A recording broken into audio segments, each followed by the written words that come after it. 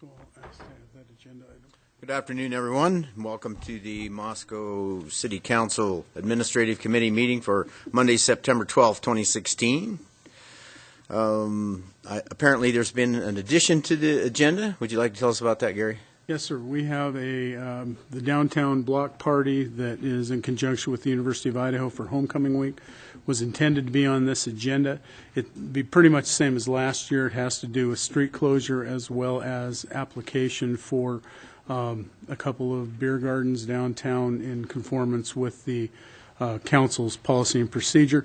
What we'd like to do, because it's coming up fairly quickly, what we'd like to do is report on that at the end of the meeting. Jen Piffner will do that, and then we will bring it to council as a regular agenda item, if that's okay with you.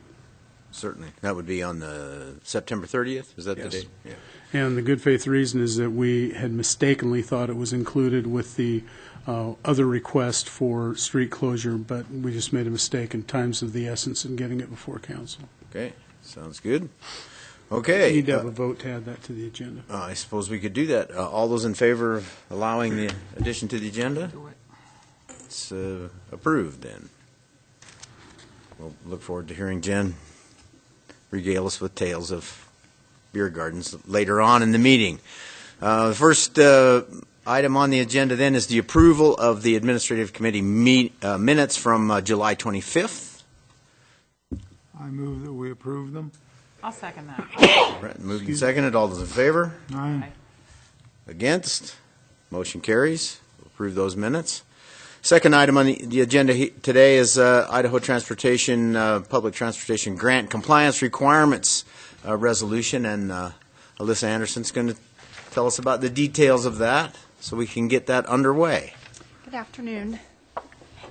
ITD has a new format this year for their annual compliance. It's more geared toward the forms that FTA requires them to sign. And FTA started a new software system last year, and so everything's been updated. So the requirements are trickling down and are now hitting us. The forms, I think, are ones that we've actually, had to sign electronically when we've executed FTA forms in the past. In the packet, we have just legal and authorizing signatures assigned to what levels of tasks that people do within the city.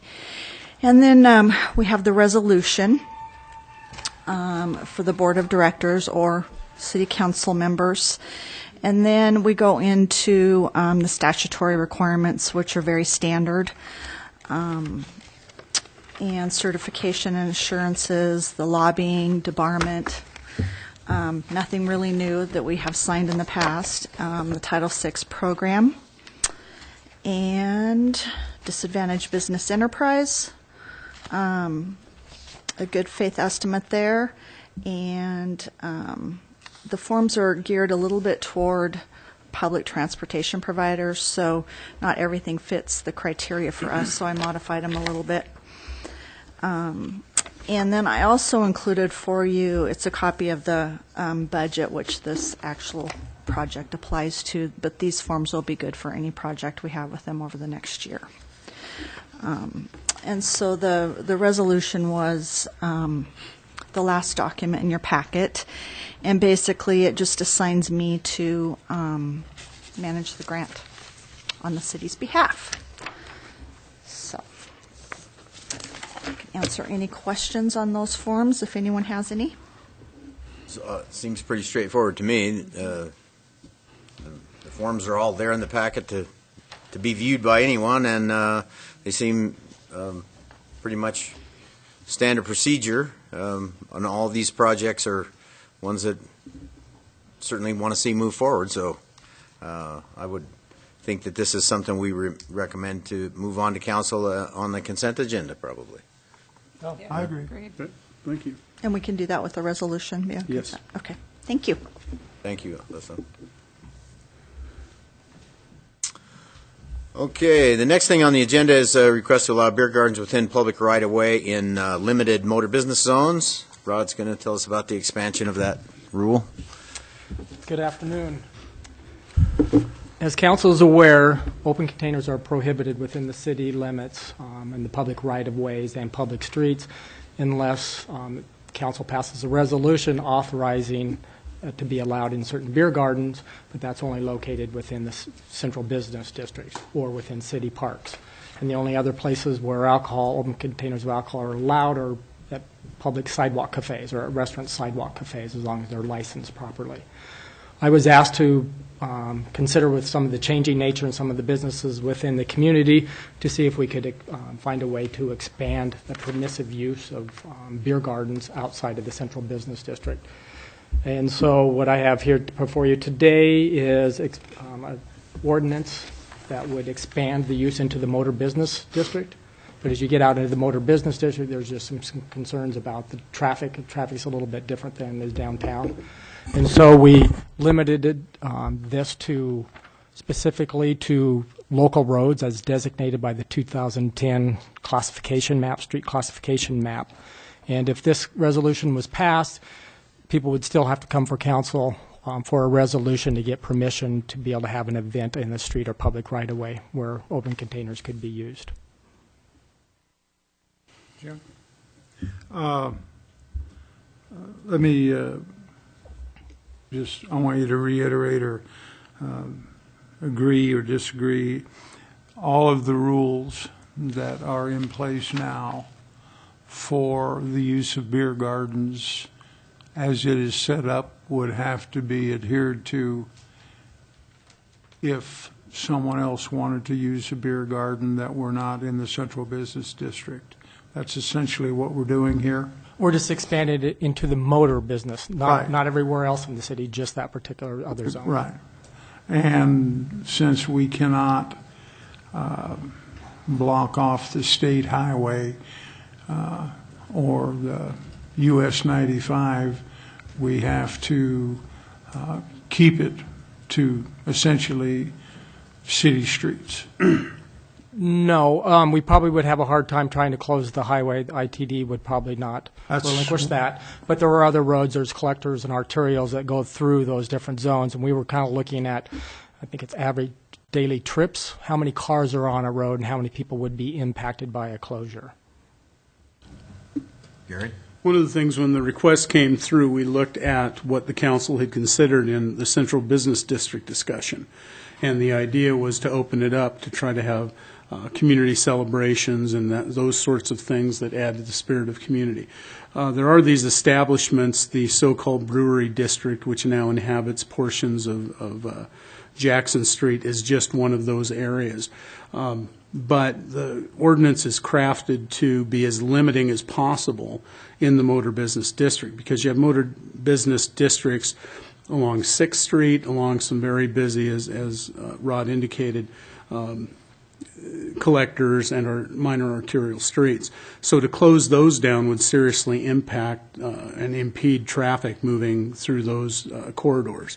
So the idea was, if it was a local street, at least this iteration, and it's up to the council what they want to do, but if you were to open up all motor business districts, then you would necessarily get into that situation of, well, why can't business X do it?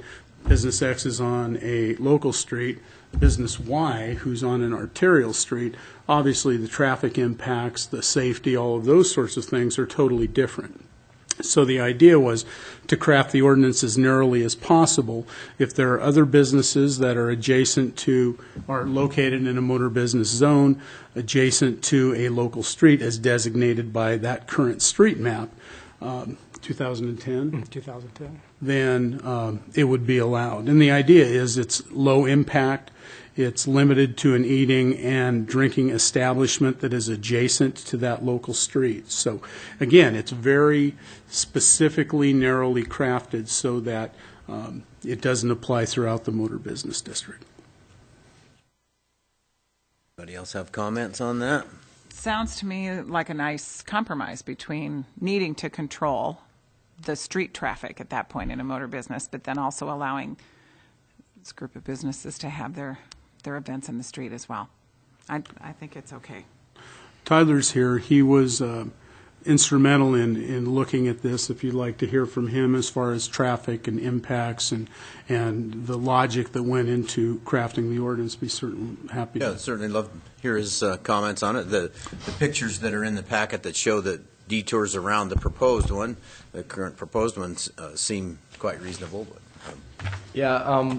So as Gary mentioned, these applications come in, and our goal is to try and we want to help facilitate a cool downtown feeling. I think that having community events is what makes Moscow Moscow, and so where we can do that in a safe way and we can facilitate that, we want to try and help do that. This is a location that lends itself pretty well to traffic control.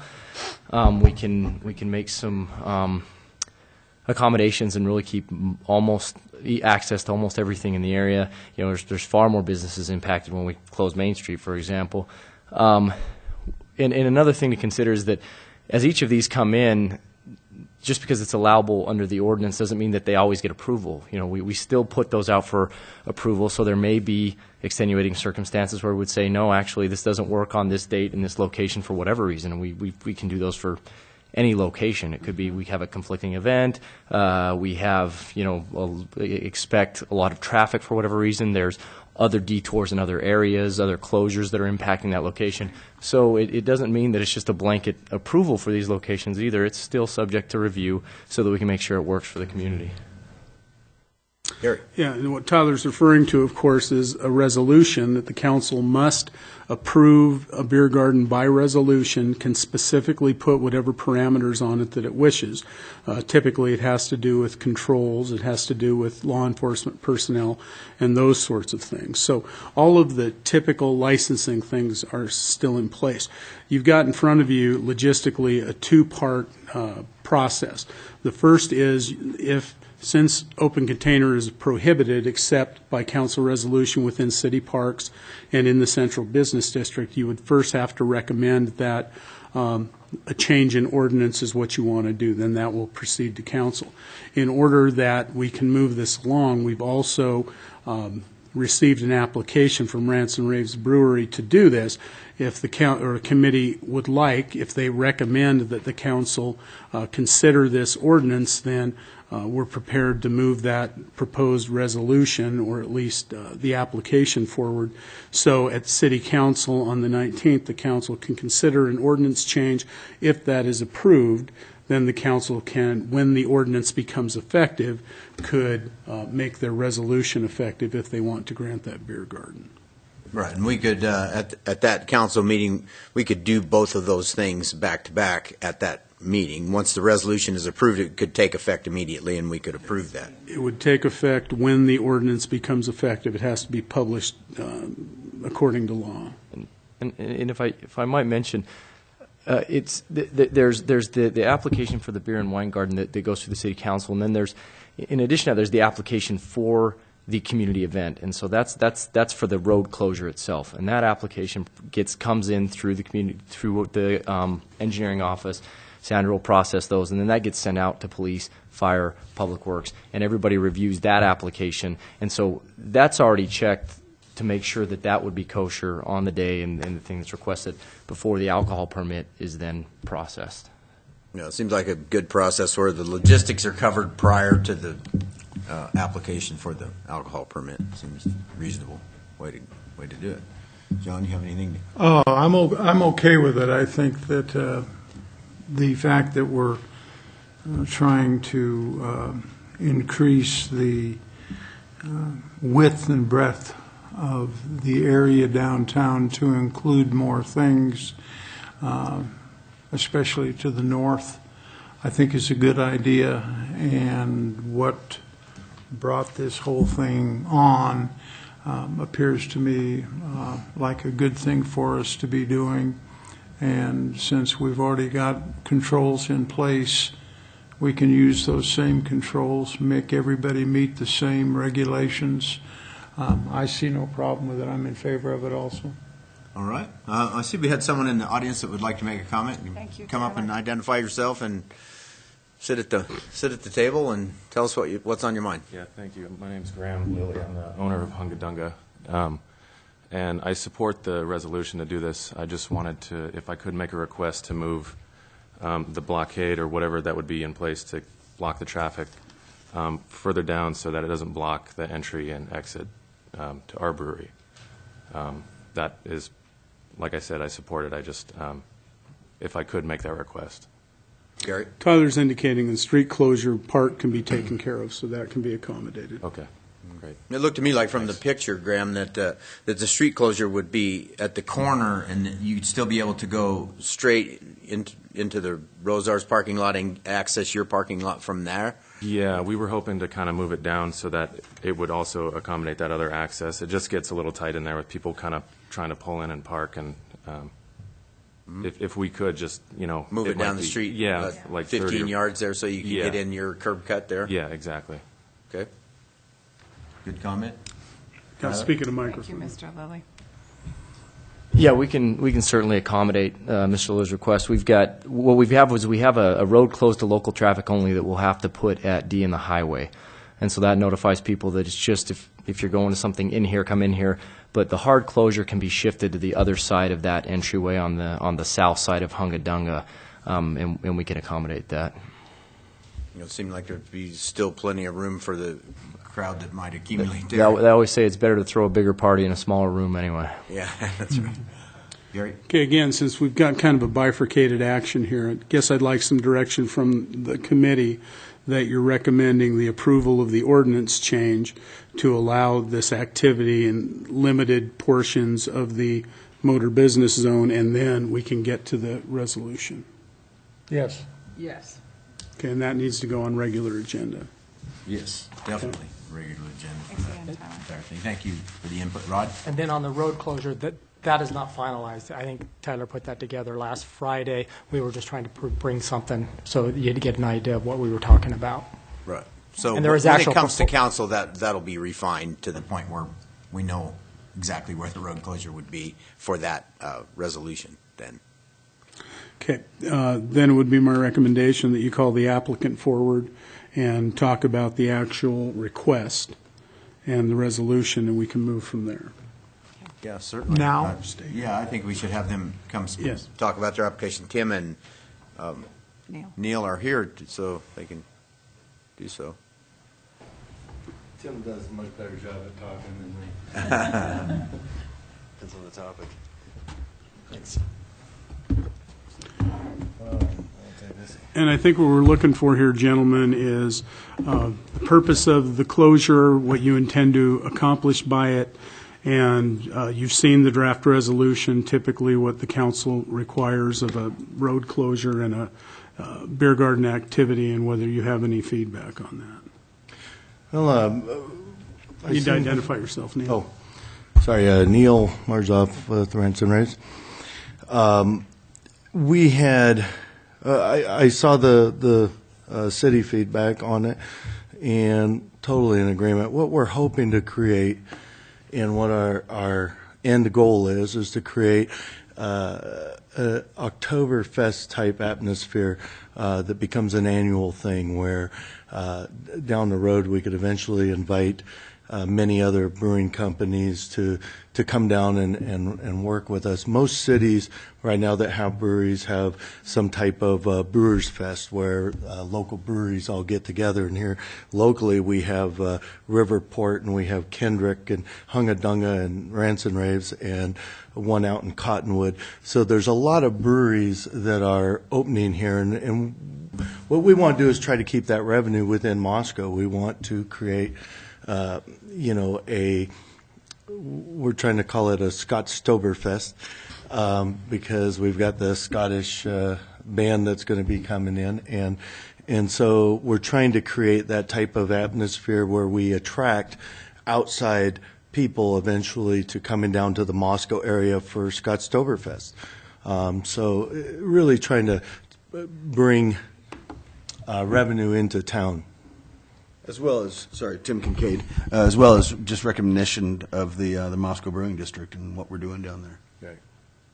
Now, I personally think it's a good expansion of the downtown area business district and interest in that part of town, and expansion as we expand the downtown feel to the north end of town. So I'm in favor of this, and So if I may, with the draft recommendations, including 2 law enforcement officers to make sure that everything goes smoothly, you're okay with that? Yes, sir.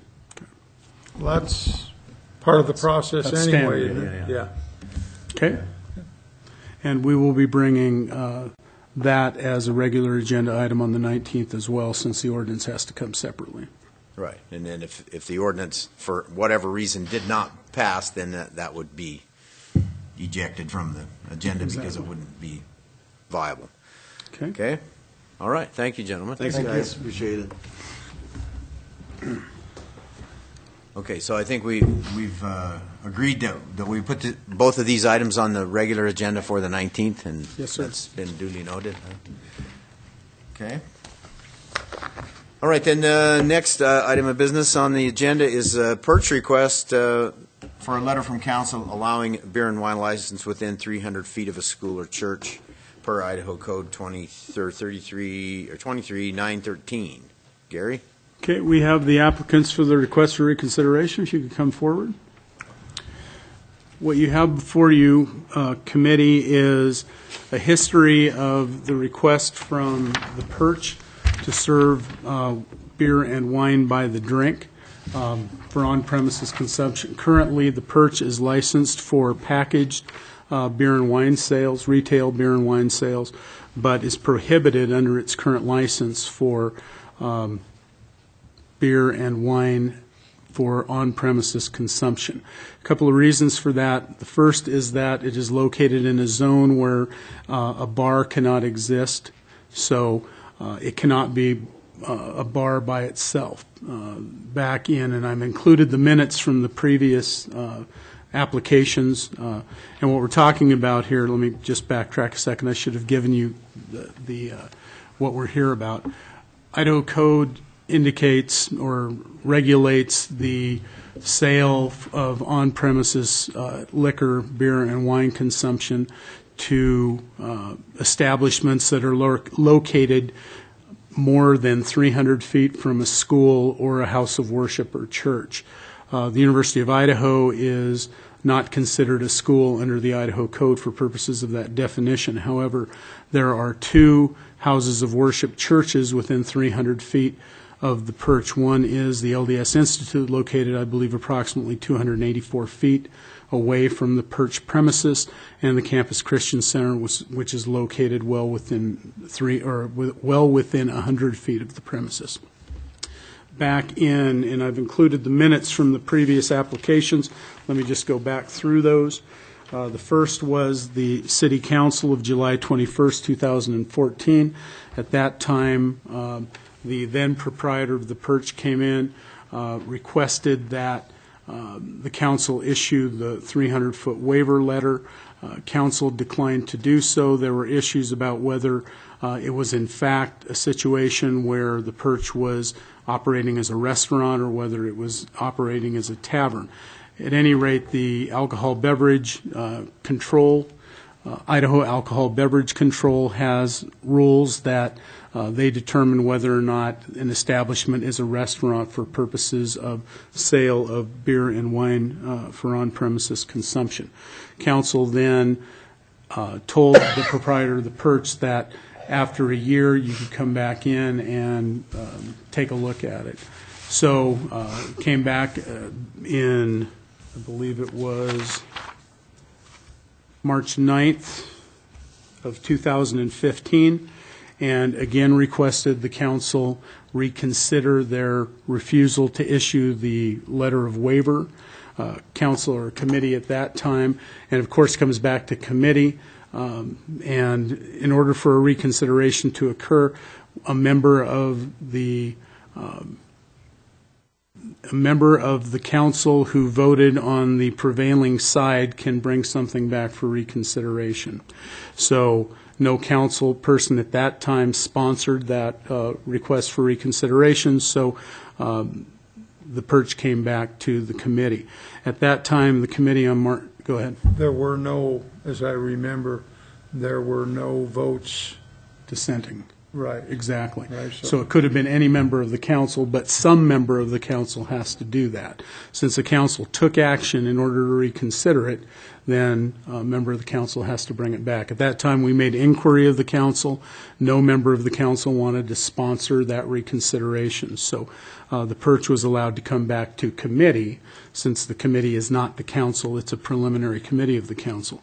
So on March 9th, the council, Mr. Lockteff was here, and indicated the improvements that he had made to the establishment, and asked if there was any, because of some behavioral issues that were alleged by the perch selling beer and wine by the drink, if the council could condition its waiver letter in any way.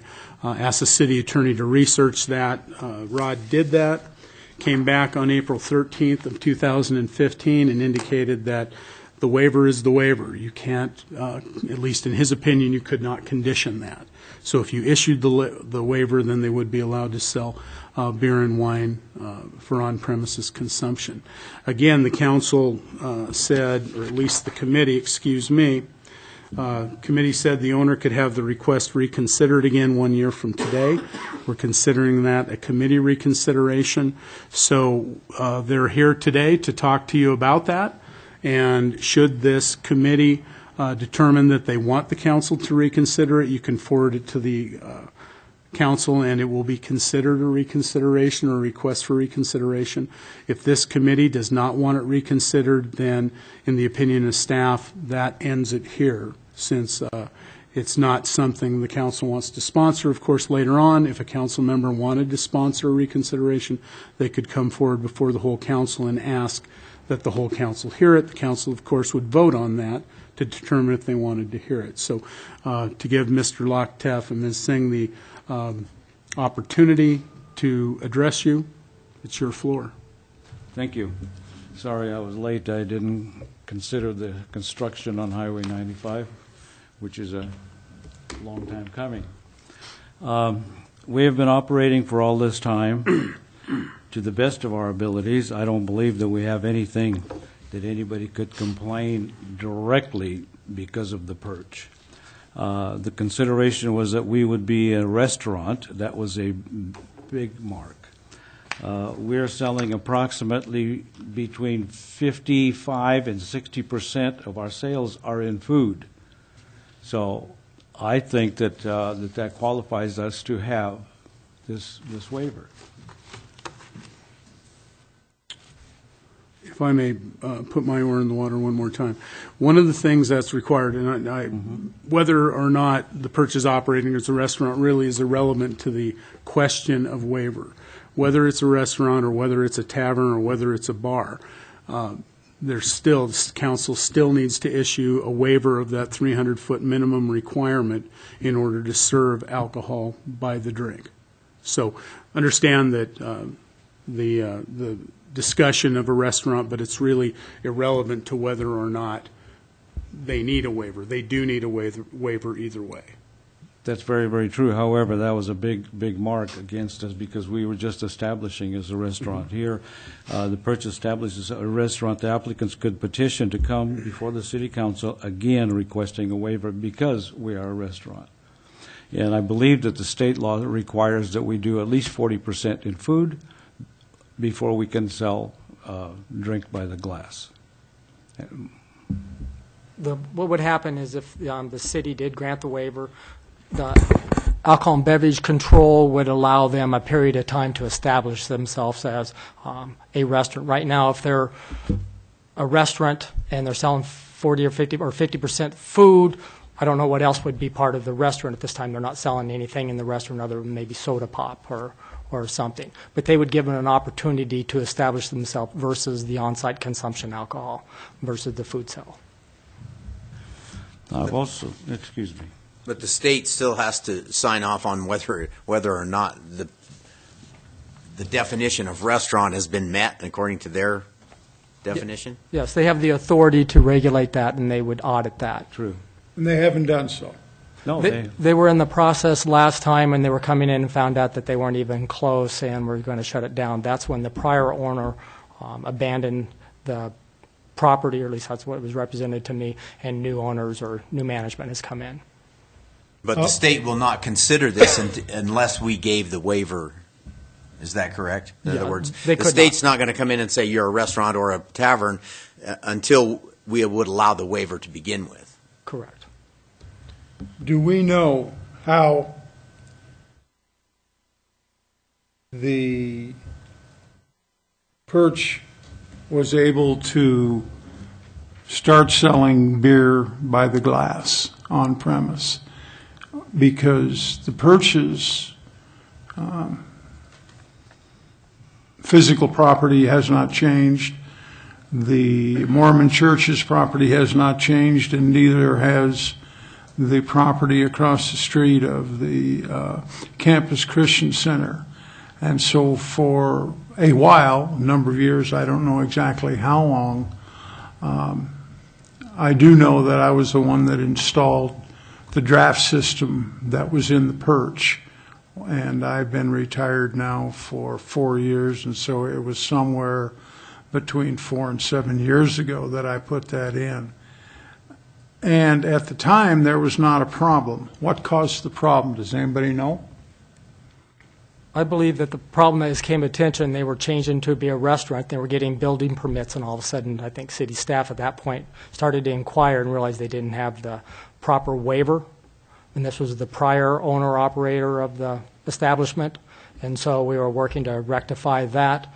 And then when they were doing the process of getting the provisional permission from ABC, they weren't meeting what was required, and that's when ABC was going to say they were going to revoke their permission, and that basically stopped that process. But now that we're back with a new operator of the Perch, whatever, it's a new business going forward.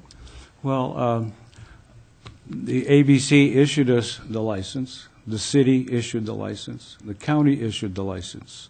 Then all of a sudden, somebody comes out and measures, and we're 6 or 8 feet short of the church LDS, and all of this started. But originally, I went upstairs, applied for a license, everything was fine. I sent my money into Idaho, everything was fine. I was operating, everything was fine until somebody decided to take a measurement from door to door. Well, that's the way it's done. Yeah, well, that's how, but we were already, and nobody said anything to start with. Everything was fine. One of the last times that we were going through this, we did not know who the operator was. That last person was doing it, sometimes he was, sometimes he wasn't. So this is the first I heard that you're the operator. I'm the owner of the property. Building. She's the operator. Okay. I'm working really hard. And the operator of the business is the one that's before you today. Gary? And again, it's a state law, so it was as soon as the state became aware that it was located within 300 feet, it's automatic. That's They right. will not issue the license for on-premises consumption unless they have a specific waiver. So whether a permit was issued in error, whether it was because there was confusion, it really doesn't make any difference. This is a new application. It is uncontrovertedly, but within 300 feet of 2 houses of worship. So it does require a city council waiver under the Idaho law. So that's what we're here about today.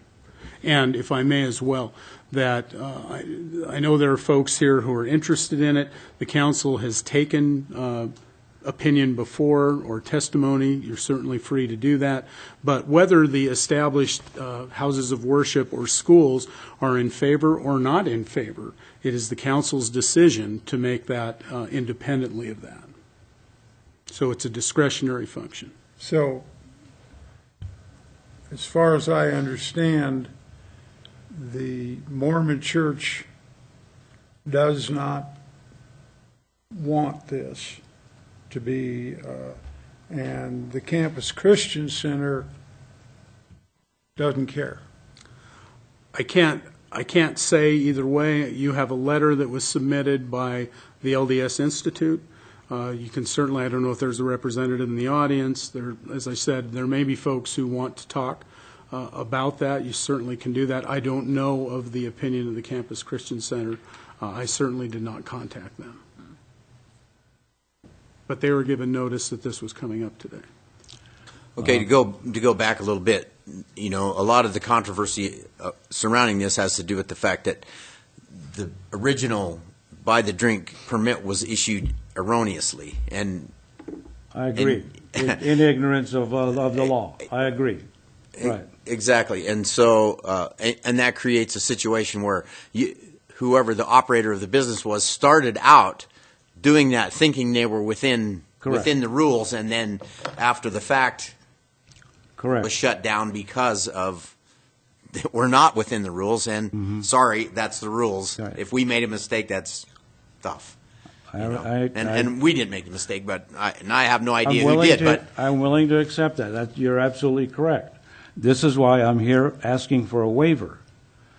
I've owned the perch since 1990, and it's been a lifeblood to me.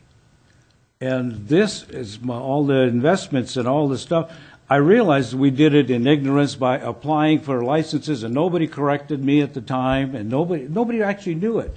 Nobody paid attention to it. And then I don't know why it was decided by somebody to measure from door to door and say, oh, we got a little deal here that we can stop this whole operation. And that's how I feel is what's going on. okay, thank you for your input. I guess I would be inclined to take comment from the audience if people would like to come forward and have an John? 3 minutes. Yeah, 3 minutes. Thank you. If you let some folks come Since you up got and your comment. hand up first, you're first in line. Thank you for allowing me. My name is Dr. Kip Jenkins. I'm the director of the Moscow Institute of Religion, located at 902 Deacon Avenue. We're in receipt of your letter that you sent. You got a letter.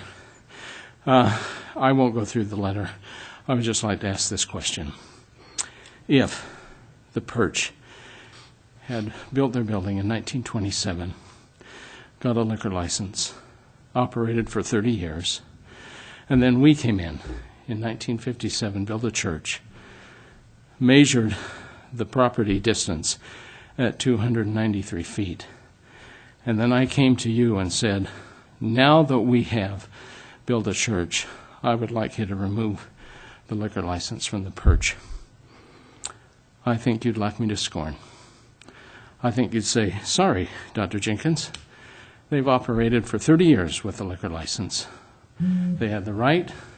You made a foolish mistake in building your church when you did. I think you'd say, they're grandfathered in. There's nothing you can do about it. Possibly.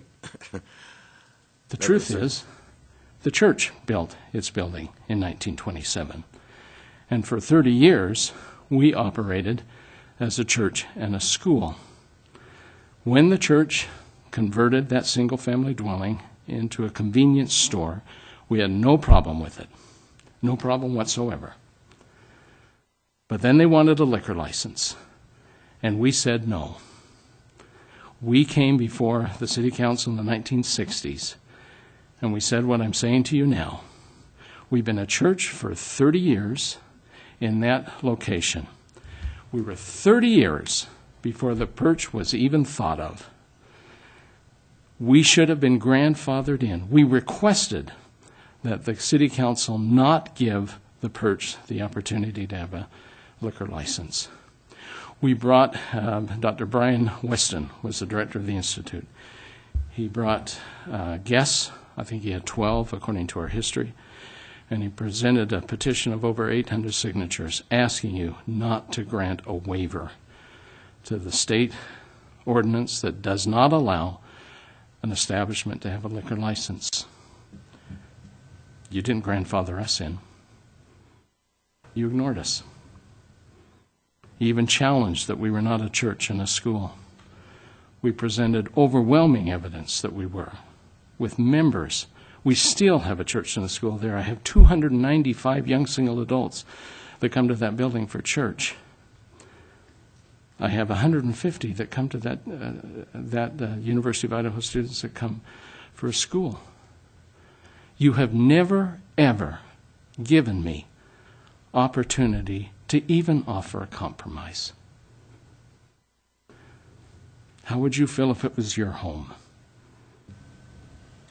Sir, I think that the ordinance in place says that you are recognized as a church and that a waiver has to be granted for anything to happen within that 300 feet, and clearly it was within 300 feet, so the decision is we have to make an exception in order for that to happen. So you are recognized as being a church and within the prescribed distance. There's not a dispute about that. So why have we not been grandfathered in and not allowed a liquor license to exist with the Perch? You're talking There is about currently something not a- that happened there is currently 30, not a 40 license. years ago. If I I may. have no idea. Okay. If I may. There's currently not a license. They don't have a license? There is no the Perch does not have a license for on-premises consumption of beer and wine. There's no requirement that you have to be more than 300 feet away to sell packaged beer and wine. So that the state law allows that, Okay. unless the city That's attorney correct. contradicts me. Then in my last minute, please let that stand. No open drinks. I can't take any more property damage.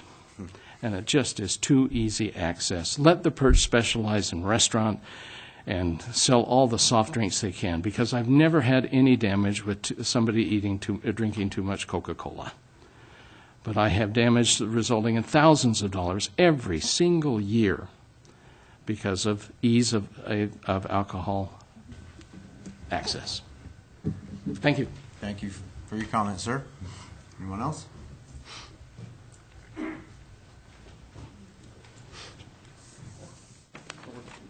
Come on, Jack. Oh, I was going to have you come up too. Good afternoon. My name is Blaine Eccles. I'm the Dean of Students at the University of Idaho, and I'm here to respectfully request that you deny this waiver request. The university feels very strong that increasing the flow of alcohol to our students is very problematic and concerning for a campus population that we grant first-year on-living to the surrounding residences that surround on all sides, with the exception of the front of the Perch. We require all first-year students to live on campus.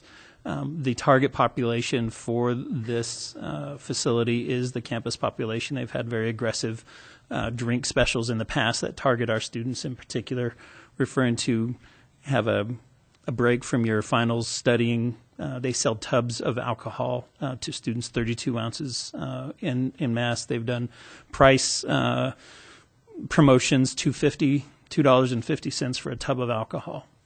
That's very concerning. This is a campus population where the majority of our students are first year. They're under age of 21. The flow of alcohol inhibits their ability to be successful. It is not conducive to a successful learning environment for our students. National Institute for Alcohol Abuse and Alcoholism indicates that the best way to help reduce alcohol use is to make it more difficult for our students. The other facilities that provide alcohol at bars and restaurants have full menus that are provided. They have parking for folks to be there. The Perch does not have that ability. It's targeting specifically those students that live in close proximity to campus, the church is nearby, and it's only going to be a recipe for disaster for an environment and a community that's already struggling with alcohol. We work very closely with the city of Moscow to educate our students and help them make responsible decision making, and I think the increase of flow of alcohol through on-premise consumption is only going to facilitate increased damage to vandalism as well as skipping classes and inhibit their ability to be successful. With me is Dr. Sharon Fritz from the Counseling and Testing Services, and we have a few other folks here too. Brian Doolin, our Director of Alcohol and Other Drug Education Programming, that would also be happy to speak to the council. Sharon? Sharon, do you have something to add? Well, Could you provide her with the microphone? I've never had a problem with being heard, but I appreciate that. Certainly, I echo what Blaine said about keeping our students safe in an environment. We do have research to support that proximity, price specials, promotions, all are a factor of increasing risk for our students. We have spent a significant amount of time and money and effort in working with our students and being safe, and this goes against that. Excuse me, I can remember a couple years ago when they were able to sell beer by the glass. We'd walk by there at 10:30 in the morning, 11, and they're sitting there drinking beer. There's 20, 30 people on this small porch during finals, and that just goes contrary to the efforts that we're making. We've put a lot of money as an institution in helping our students make safe choices with alcohol, and this just goes against that. One final comment would be just an anecdotal data point that I collect. Since the start of the school year, well, actually even before then, we've had 10 transports to the hospital that I'm aware of. 8 of those have been alcohol overdose related. And we do not need to increase the propensity for students to consume alcohol on our campus. It endangers their life and the life of other folks. And I would respectfully, again, request you deny this request. Thank you both for your comments. Anyone else who would like to speak for 3 minutes regarding this? I'm Brian Doolin, and I'm also at the University You need to get to the microphone, Brian. Thanks. Thank you. I just got excited. So I'm the Alcohol and Other Drug Program Coordinator at the University of Idaho. One of the fun things I get to do is do a ton of programming for our students. So we're out several nights a week doing program on harm reduction, safer drinking strategies, bystander intervention for intervening when they see problems. But I just can't do enough programming to reach all the students. We do a lot, but we also have to rely on environmental strategies. Both Dean Eccles and Dr. Fritz referenced the NIAAA report. That's the National Institute on Alcoholism and Alcohol Abuse. And they published the College AIM a few years, just last year. And it's really the source, the definitive source on research for college student drinking and creating safer environments. On page 12 of that, it outlines different environmental strategies. Like I said, I can't do enough programming to reach all students, but environmental strategies are there all the time, so they're constantly paying dividends day in and day out. 2 of the strategies that I think come into play here are restricting price promotions. The Perch has a history of doing pretty aggressive price promotions, as Dean Eccles had mentioned. For $5, people could get 64 ounces of beer. A person might, a 200-pound man, I'd be drunk if I had 2 of those in 1 hour. I'd be above 0.08. For a 120-pound student, she'd be at a 0.18, near the point of blacking out. And we just don't feel that students should be able to get that drunk, that close to campus. Being intentional and actually walking some distance up to the corridor on 6th and Main is a really good zoning for having serving drinks. And so we believe that's a better location. And so restricting the alcohol price promotions is key. And the second one is limiting alcohol density. The more bars and taverns we have close to campus, the more consumption there is, the more alcohol-related harm there is. And so in the booklet, those 2 strategies are mentioned. There's citations and tons of research available if you want to study it more. But I just ask you to take that into consideration when making that decision. So, thank you. Thank you for your comments, sir. All right. What do you think, John, at this Well, juncture after hearing everyone's comments? The thing that If you need to would like to speak, come up to the microphone, please. I agree with what they're saying. There is way too much alcohol being consumed. However, keep this in mind, the underage drinkers are in the dorms. The 21-year-olds are buying the stuff and they're taking it into the dorms. The underage drinkers are not in the Perch. And as far as the consumption on the balconies and all that stuff, that could be stopped very easily if that is the problem. You have a meal, you have a couple of drinks, and out you go. That's the idea. The person that insulted the church, which I apologize profusely, is no longer around. Last I heard, well, he was either in Los Angeles or he's in India somewhere. He's gone. And he's the one who was promoting all that silly stuff. That's not what I'm about. That's not what I'm about. All this kind of got out of my hands when I was transferred to the coast. Now I am back here, and I've got my hands on the whole thing, on the whole establishment. When I was operating, John, did we have trouble? No, No. To clarify, I spent 30 years working for beer distributorships. So during that period of time, before I retired, I spent a large amount of time every week in the Perch, as I did in lots of other businesses in a 5-county area. So As far as vandalism go, just a few months ago, they busted into one of my apartment units, kicked the front door in, kicked all the 3-bedroom doors in, stole the computers and the TVs. So the vandalism is there, and it's not caused by the Perch.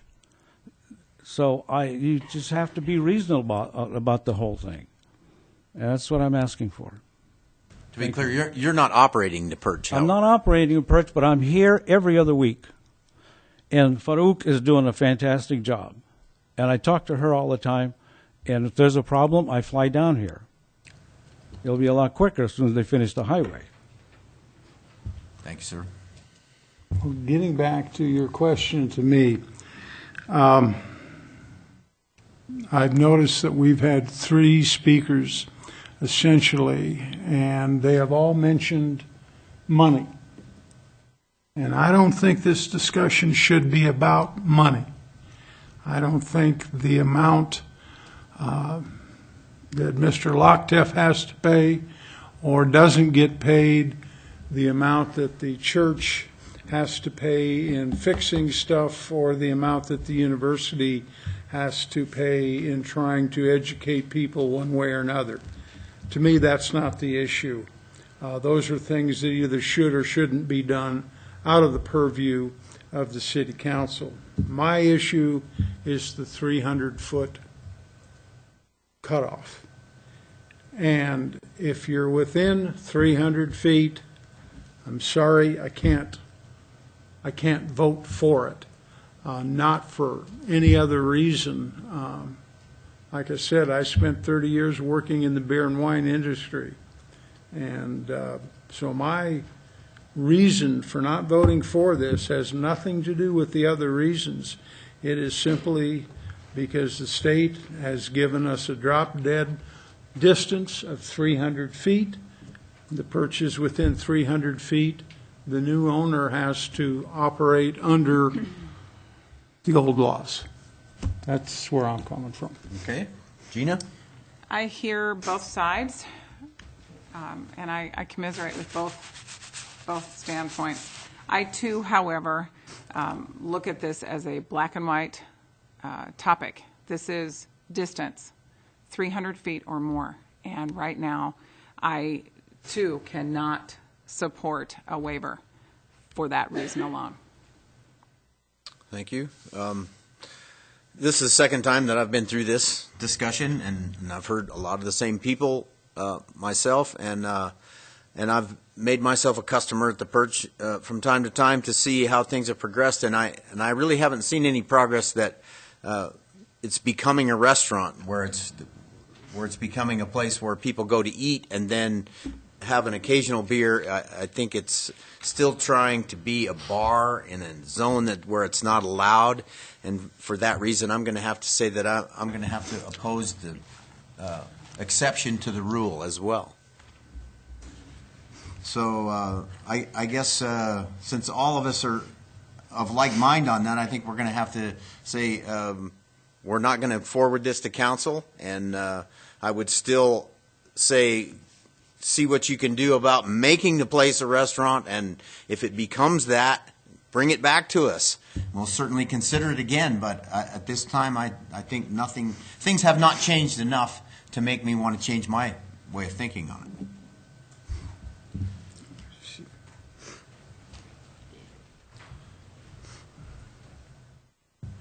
My name is Farouk, and I'm running the Perch, and I'm there every day. And the people come and they wanted to sit down and eat and have a drink, and the only reason they don't sit down and eat because they cannot drink. That's the only reason. But I'm doing very good on the food side, and it's becoming a very good restaurant and very famous food. But the only reason the people don't sit here just because they cannot drink. Or if you can allow just the drink with the food, if you consider that. So I don't know. Because the only reason first, as soon as they walk in, they ask me that if we can drink it here. I say no, so they just left. They go to the downtown and all those places, and the kids, and they go far, far away just to drink. Nothing is stopped the kids from drinking. They're still having fun, they're still doing it, but they just want it to be close to home so they can walk safely. That's all they want. But the only reason the people don't sit here, because they cannot drink here with the food. Otherwise, the food is doing really good. It's like more than 50% doing the food, a very famous food, everybody enjoying it. And that's the only reason it doesn't seem like restaurant, because they cannot drink with the food. Okay. So I don't know if you want to consider that or not. Thank you. Well, it would seem to me that, there are a number of restaurants that serve a lot of food that don't have any alcohol, and they seem to be able to exist as a restaurant independently of that. And I think if you got to that point where you were that sort of establishment, then we would be more likely to consider that. But right now, that's not the way I see it. So, Okay, so the committee's decision is not to forward this on to council for reconsideration. that's correct, sir. Okay, thank you. Thank you, gentlemen. Thank you. John, nice to see you again. Nice seeing you, Walt. Keep working on it, I'm sorry that you were offended by a very ignorant person. Thank you for your time. Who do we have next? Okay, we're to the point of reports now, and I assume Jen Piffner's in charge of that. Yes. And we're going to have Zach and Kathleen and DJ and everybody that does social media. Let's do the report This is the fun first. part. Yes, let's do block party first, if you don't mind. Just a second, So we stay kind of on task here. Thank you very much. And I apologize for not having this on the agenda for your consideration this afternoon, but we'll give you the details so you've got the background on it moving forward.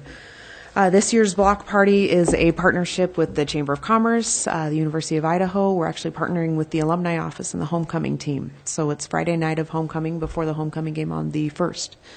That said, Gritman Medical Center is also participating and will do their Friday evening homecoming event down at the Gritman property. We've got what we'd like to do is the street closure on Main Street from 2nd to 6th to allow for entertainment, and then also partnering with our beer garden ordinance, putting together a resolution to allow for that activity by our local business owners as well.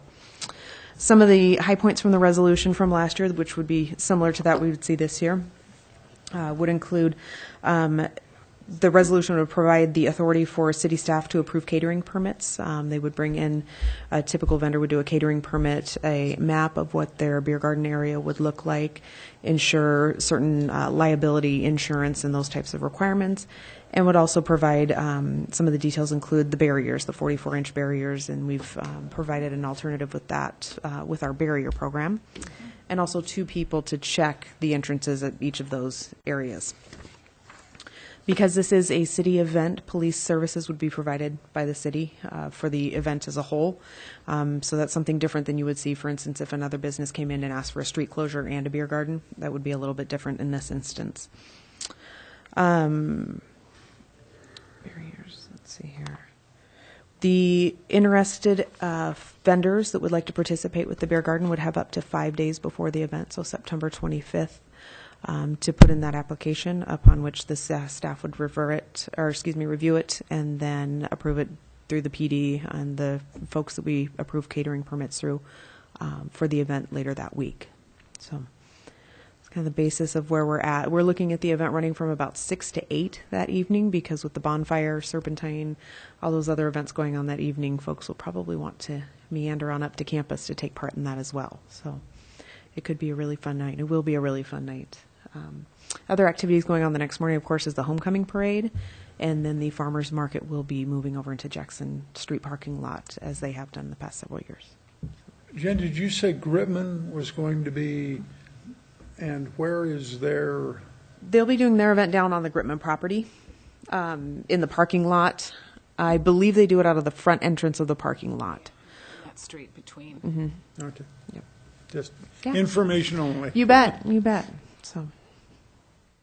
All right. Okay. I guess we would go ahead and forward this on for approval at the next meeting. And it'll be on the regular agenda. Regular agenda. Thank you very much. That'd be Monday, Appreciate right? it. Yes, sir. The 19th. My age, you know, you got to be told. Just double check it. That's all. All right, so now we're moving on to the social media report. I don't know who's kicking that off. Looks like DJ is. Hi, I'm DJ Scallon. I'm the arts assistant for the City of Moscow, talking to you today about the Moscow Farmers Market Facebook page. And so I've got a little bit of a presentation for you. I was going to talk a little bit about what social media outlets we currently are using for the Moscow Farmers Market.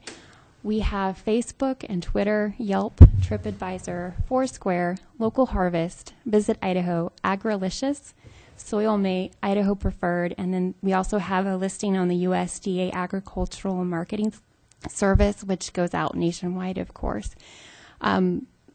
Right now, the banner on the Facebook page is advertising our Vote for the Moscow Farmers Market and the American Farmland Trusts. Celebrate your farmers market. I looked at the standings, and currently the Moscow Farmers Market is #1 in the state of Idaho and top 25 in the nation. So that voting goes through September 21st. And I also wanted to talk a little bit about the history of the page. It started May 13th, 2011. At the end of that season, we had 50 fans. I checked it this morning. We have 4,505 fans. So you can see how we have grown. During market season, Zach and I and Jessica Brierly do a number of posts, whether it's events, the musicians, the vendor of the week, what's coming to the market, vendor spotlights, which are shares from vendors' pages and what are they doing, what are they featuring. Frequently asked questions. There's other news. There's This Just Ends. There's Zach does market highlights where he takes photos at the market or shares things from the market on Saturday to get people excited about the Moscow Farmers Market the day of. Outside of the market season, we still do the vendor spotlights and a lot of the things that we do during the market season, but it tends to be more frequently asked questions and updates and what are we doing now sort of things. I wanted to share a little bit about our insights on our posts. This is a snapshot of our posts for this past week, and you can see how people have commented and liked and shared and interacted with them and the reach that these posts have had. The posts at the market are very successful. We have featured lots of things that have just taken off. Most recently, the past week, was this post for Vendor of the Week for Moscow Urban Farm. It reached 3,678 people. That is people who had the potential of seeing the post. We had 5 people who liked, commented, or shared.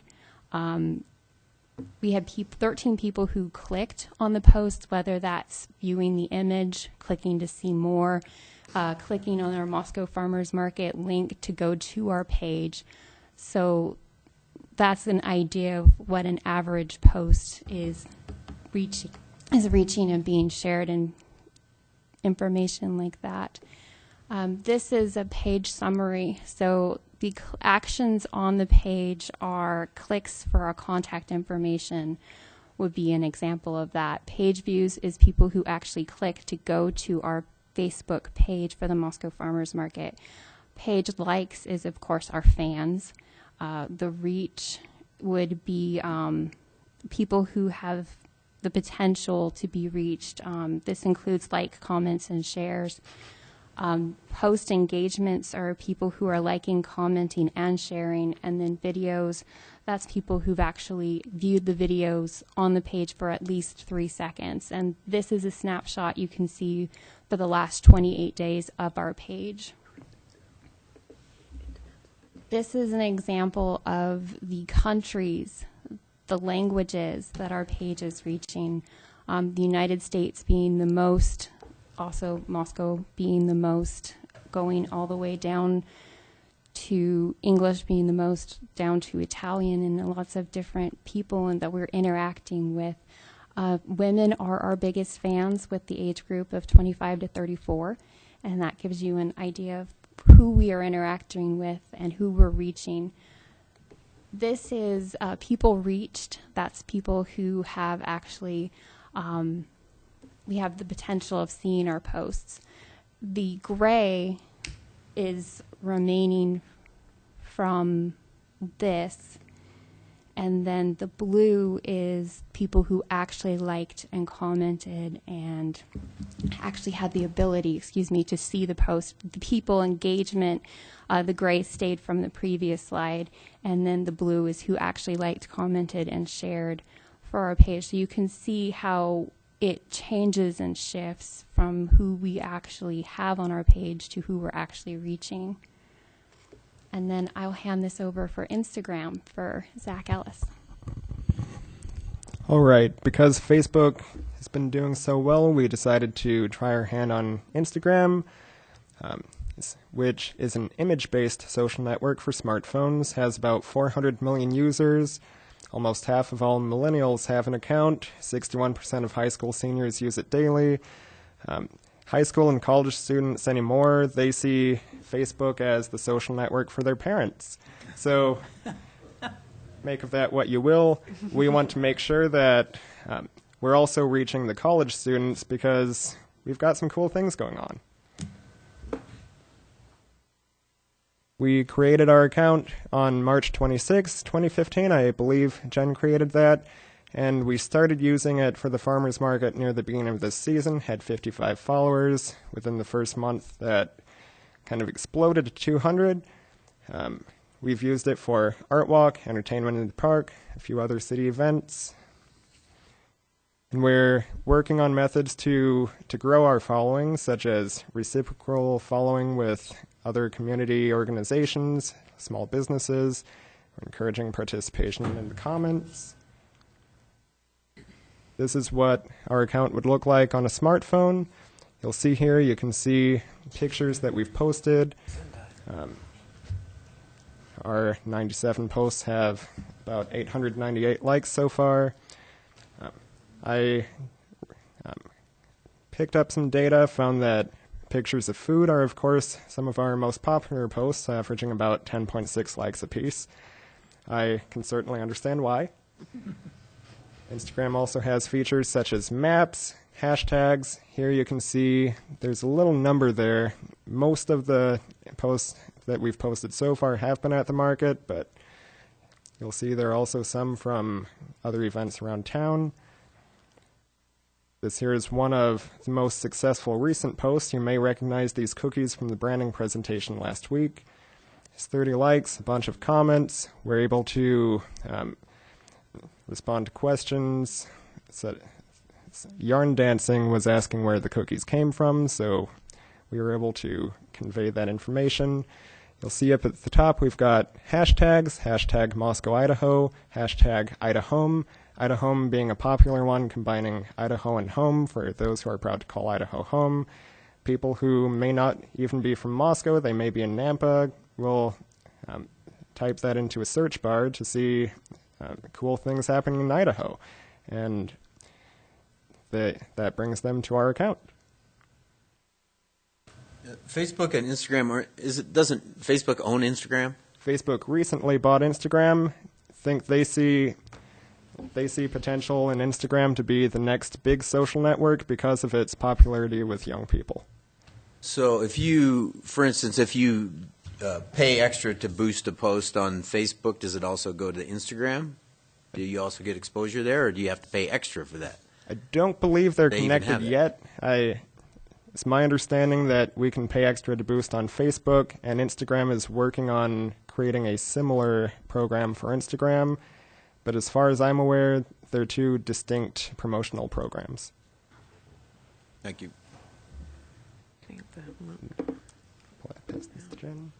So now I'll just hit on a few other, the City of Moscow social media efforts as the city as a whole. Those are very specific to farmers market. And one of the way we look at our social media efforts is by audience. And so we can make sure that the people we're trying to speak to are spoken to in a way that they'll hear, which is the reason for the farmers market Facebook account separate from the city's account. A lot of times we'll cross over, share and like on the two, and promote each other, but market really just has a really special audience that's a little bit different than the city as a whole. So our philosophy for all of our social media for the city is as departments want to become more engaged in social media, they can join our social media team. And we've got I'll go over the list of folks that we've got on hand already. Some of the accounts that we have Facebook, which we started in 2010. Twitter came shortly thereafter. Twitter does right now link with Facebook. Any post we put on Facebook automatically pushes to Twitter. That's the only one that it does it with right now. LinkedIn and Instagram are two others that we participate in that don't have that same capability. LinkedIn, we started about a year ago and have used it just a little bit. We've, especially with some of the higher profile positions we've advertised for, have put that information out there. That's really a specific audience for those type of activities.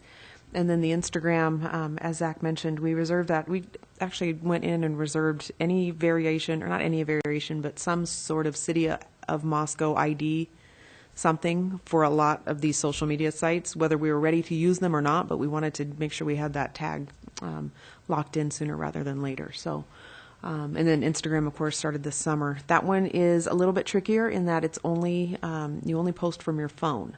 So a lot of these other we can do from a computer. We can schedule posts, and as we continue on with our social media team approach, we'll look at folks who are willing to use their phones to participate in Instagram as well. So we'll kind of grow that organically, which is what we've done with all of these.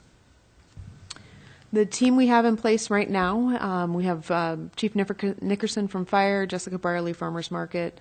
Virtually all of our departments are covered. I'm on there as well to kind of, if anybody needs a post and they're not available to put it up, or if we've got folks who aren't comfortable putting a post up, we can help with that in administration as well. So lots of great folks that are helping out with that, and it's really helped our page in a tremendous way. Posting regularly is the way that these things work, and if you don't post regularly, you don't post or you don't get those that reach out there, and then you don't get the engagement. So it's very much based on that initial posting. Just like DJ showed for the markets page, here are some statistics on the city's Facebook page. Actions on page, if you have a call to action button, which we haven't used yet, or if somebody clicking through to actually look at your page or your website. Page views, of course, just as DJ went through. We're in a good place right now. DJ did the last 28 days. I did the same here, and that can fluctuate from day to day. So right now, pretty much everything we have is trending up. Videos, we could definitely post more videos. People love it when we do videos, especially of sewer pipes and things like that. Very popular. Other than that, our page likes are doing really well, kind of consistently climbing, which is really neat to see. We are at, let's see here. I think our total page likes are, 3,455, something like that. I thought it was on the stats page, but it's not. We're just about 3,500 on our page likes right now. Last we checked, for instance, Daily News was a little bit higher than that. Griffin Medical Center was a little bit lower, so we're kind of in the ballpark of other people putting information out there.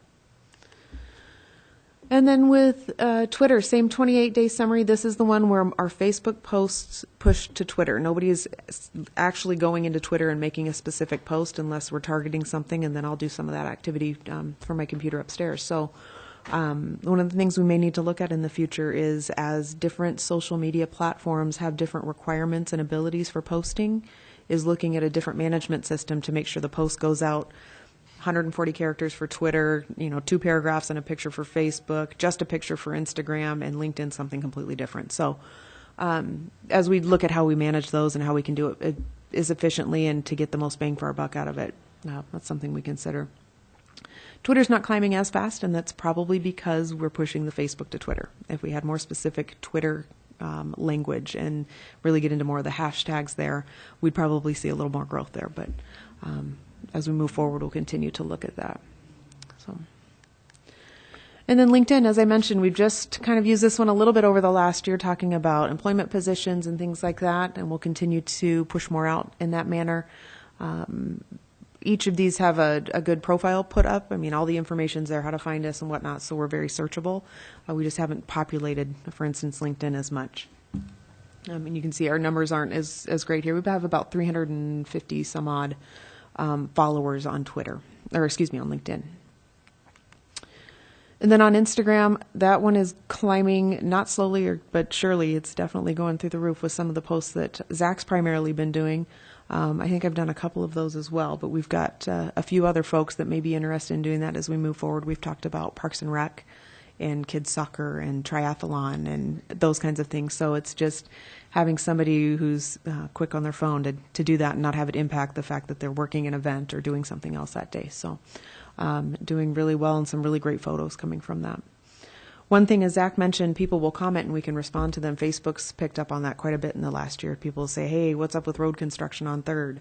And either one of the public works representatives will comment back and let them know, and it's almost just like an email exchange. You're just doing it in a different platform. I kind of keep an eye on everything, so if somebody's sent a comment in and it's been a day or so, I'll buzz somebody and say, hey, quick question. They'll give me the answer and I can go type it in for them. Because that always comes from the city of Moscow, so that's how we can kind of all pitch in and make sure those inquiries and questions and comments are addressed in a timely fashion. So that's the big picture for the city of Moscow. If there's any questions, I'm happy to answer those, or I'm sure these two as well. It seems to me that the more that they can tie together, the better it is, because from my own perspective, I've reached kind of the maximum amount of social media platforms that they're time vampires. Mm-hmm. And so the more of these things you're on, the more they degrade your productivity. Exactly. And so if they can tie together, the more they can tie together, I think it's the best. As, if he's talking about, okay, the younger kids are doing the Instagram fine, right. But as somebody with a business or whatever, and if I'm using Facebook, but you still want the younger people to see it, the more that could tie in, the better it would be. It would be great, but so they are all so different, and they all have such a different user group. For instance, like the 140 characters of Twitter. I mean, it's 140 characters. It's not even a sentence most times, but it takes longer to get what you want to say into that 140 characters than it could be to do an entire press release and an email to another group and a Facebook post. So it's finding that balance and finding a way where we're good at it and efficient at it, and it's not that time vampire that you talk about. But we have a system at the chamber that our main CMS essentially links everybody together. Mm-hmm. Now, not LinkedIn necessarily, but the rest of them. Anytime we do anything on Facebook, it goes everywhere else. Instagram is LinkedIn. It's very nice. Not cheap. Yes. Go ahead, Zach. I'm sorry. I almost interrupted you. I was just going to add in that, for example, at the farmer's market, if I were to take a picture of something, a lot of the time I'll go ahead and post that to Instagram. Then I'll more or less copy and paste the caption, go right to Facebook, upload the same photo, modify the caption a little, and in regards to those two audiences, generally it doesn't take a whole lot of extra effort to modify it in order to appeal to the different group, at least not with what we've been posting so far. Mm-hmm. All right. And thanks for the updates. A big thank you to the social media team. That we wouldn't see the growth that we do without them. There's just no way we'd be able to get that much information out there. And it's really the professionals talking about what they know and getting the info out there in a way that I think citizens appreciate. So, clearly, as time goes along, it's more and more. That's where people get their news and their information is from the social media. So we definitely need to be engaged in it. And thank you for all your efforts to do so. Mm-hmm. Thank you. All right. I guess that's all the business we have for today. So I would entertain a motion to adjourn. So moved. All those Boy, in favor? that didn't take you long. I got my first motion. Yay! We're adjourned? We're adjourned. Just in time for Public Works Finance. Yeah, Public Works Finance is here to